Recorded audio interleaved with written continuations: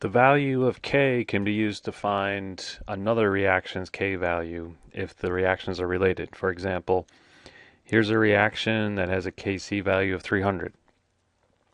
We want to figure out Kc for a very similar reaction, 3b turns into 1a. This is just the reverse or the flip of the first reaction. And remember, K is a fraction, products divided by reactants. So if you flip the reaction around, the K becomes the inverse of K. So Kc for this reaction instead of 300 is the inverse of 300. You can also take a reaction and multiply all of the coefficients by a constant. So starting from this original Kc of 300, what happens if we multiply each coefficient by 2? Remember, the coefficients are exponents, so when you multiply all the coefficients by a constant, k turns into k raised to that constant power, not k multiplied by that power. So in this example, Kc is the original 300 raised to the second power, not multiplied by 2. You can combine those concepts and calculate K for the sum of reactions. So here is our original A turns into 3B reaction, and then we have another reaction, C turns into B. It has a different Kc value. Now we want to find K for this reaction. When you add together two reactions, the K becomes the first K multiplied by the second K. What you have to make sure is that the two reactions really do add up to give you the reaction that you want.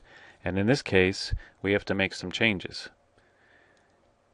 If you look at chemical A only shows up in the first reaction, so we're not going to make any changes to this. It's in the correct place, it's on the reactant side, and the coefficient is correct. We can then try to get some information about chemical B, but notice chemical B shows up in both reaction steps. Therefore, we're going to ignore chemical B and go on to the next one, chemical C. We want chemical C to be a product. Right now we find it as a reactant, so that means we have to flip this reaction step. Also, we want the coefficient to be a 2, and right now the coefficient is a 1. So we have to flip it, and we have to multiply all the coefficients by 2. So if we put all this information together, the first reaction we're not going to make any changes to. A turns into 3B, Kc is still 300. It's the second one where we made two changes.